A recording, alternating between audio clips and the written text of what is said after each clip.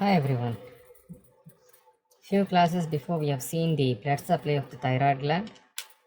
So one more time, I'm just going to revise thyroid gland. So thyroid gland having two lateral lobes, which are actually connected by an isthmus, and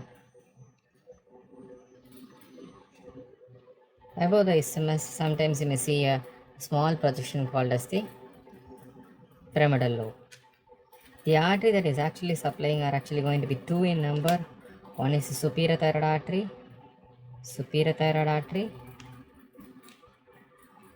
and inferior thyroid artery. Inferior thyroid artery. The veins are going to be three in number. Veins are actually three, very easy to remember. Superior thyroid vein, middle thyroid vein, inferior thyroid vein.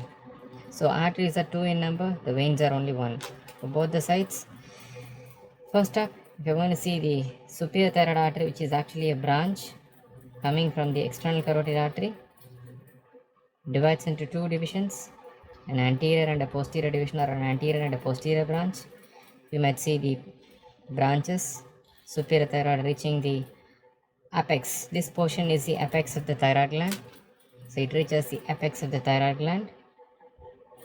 The artery is superior thyroid artery. Writing it in short, this is external carotid artery. So upon reaching the apex of the thyroid gland, it divides into an anterior branch and posterior branch. Anterior branch runs along what border? The anterior border. This is the anterior border. Anterior border. This one is the anterior border. Whereas this one is the posterior border. This is the anterior border. This is the posterior border. Fine. Now both these structures, both the arteries, anterior branch, this is anterior branch, this is anterior branch, they come, run, this is the isthmus, this is the upper border of isthmus, this is the upper border, this one is the lower border, this is the lower border, this is the upper border. So when it is reaching the upper border, both the things they come and anastomose. So anterior branch of right superior thyroid artery, anterior branch of left superior thyroid artery, both anastomose along the upper border of isthmus. Okay, there is a posterior branch. This is a posterior branch which is running down. It doesn't meet the opposite side external carotid. Instead, a branch that is coming from the thyrocervical trunk called as the inferior thyroid artery comes, it goes and supplies the thyroid gland, but it gives an ascending branch that runs along the posterior border and anastomose with the posterior branch. So this is the ascending branch of inferior thyroid artery. So this is inferior thyroid artery. This is inferior thyroid artery. It gives a branch called as ascending branch, which runs along which border? The posterior border. What is coming already from the posterior border is a posterior branch. This is the posterior branch of what artery? Superior thyroid artery. Which side? This is the right side. What about this one? This is the left side.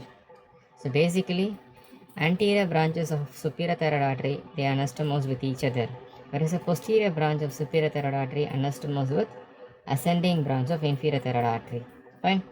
Apart from that, sometimes you may see the third artery coming from the arch of aorta, which runs and reaches the isthmus. It is called as arteria thyroidea ema. This artery is called as arteria thyroidea ema. Got it? Fine. What about the veins? The veins are going to be three in number: superior thyroid vein, middle thyroid vein, inferior thyroid vein. Where do they drain? Superior and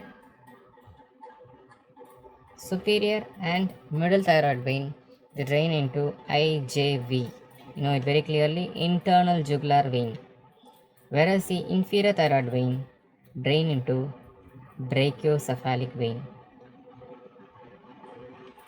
Brachiocephalic vein. So superior thyroid vein and middle thyroid, they drain into internal jugular vein, whereas the inferior thyroid vein drains into brachiocephalic vein. Sometimes you may see a fourth vein called as Kocher's vein. This is called as Kocher's vein. So this one, if present, may drain into internal jugular vein. Okay, this is about the blood supply of the thyroid gland. Thank you.